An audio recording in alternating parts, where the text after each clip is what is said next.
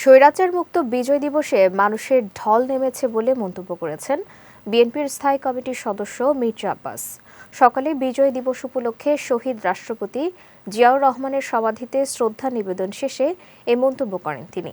বিএনপির এ নেতা বলেন, বাংলাদেশের বর্তমান প্রেক্ষাপট বিবেচনায় রাজনৈতিক সরকারের কোনো বিকল্প নেই। সালমান খন্দকার সবুজের ছবিতে আশরাফুল ইসলামের রিপোর্ট। প্রায় ১৭ বছর পর প্রথমবারের মতো মুক্ত পরিবেশে মহান বিজয় দিবস উদযাপন করছে বিএনপি। তাই তো নেতাকর্মীদের এই বাঁধ ভাঙা উল্লাস। বিজয় দিবস উপলক্ষে সকাল থেকেই বর্ণাঢ্য শোভাযাত্রা সঙ্গে ফুলের তোড়া হাতে শহীদ রাষ্ট্রপতি জিয়াউর রহমানের সমাধিতে শ্রদ্ধা জানাতে ভিড় করেন দলের সর্বস্তরের নেতাকর্মীরা। শ্রদ্ধা নিবেদন শেষে বিএনপির স্থায়ী কমিটির সদস্য মির্জা আব্বাস বলেন, স্বৈরাচার মুক্ত বিজয় দিবসে মানুষের ঢল নেমেছে। দেশের বর্তমান প্রেক্ষাপট বিবেচনায় রাজনৈতিক সরকারের কোনো বিকল্প নেই। জনগণের বাঁধ ভাঙা উল্লাস। এই দেশের মানুষ স্বৈরাচার মুক্ত হয়েছে।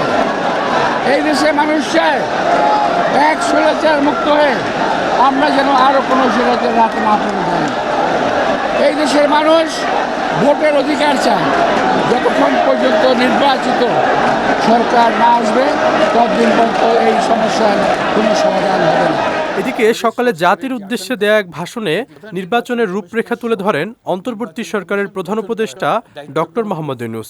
আগামী বছরের শেষে অথবা ২৬-এর প্রথমার্ধে সরকারের নির্বাচন আয়োজনের পরিকল্পনাকে স্বাগত জানান বিএনপির এই নেতা। উনি যেটা বলেছেন যথার্থ বলেছেন। নির্বাচনে যারা পার্টিসিপেট করবে, যারা অংশীজন, তারা যদি চায় উনি যৌক্তিক সময় নির্বাচন দেবেন, সাধুবাদ জানান। এবারের বিজয় দিবসে জনগণের বাঁধ ভাঙা উল্লাস রাজনৈতিক জীবনের শুরু থেকে এখন পর্যন্ত আর কখনোই প্রত্যক্ষ করেননি বলেও জানান মির্জা আব্বাস। আশরাফুল ইসলাম, বিজয় টিভি, ঢাকা। ধন্যবাদ জানাচ্ছি। খোদা হাফেজ।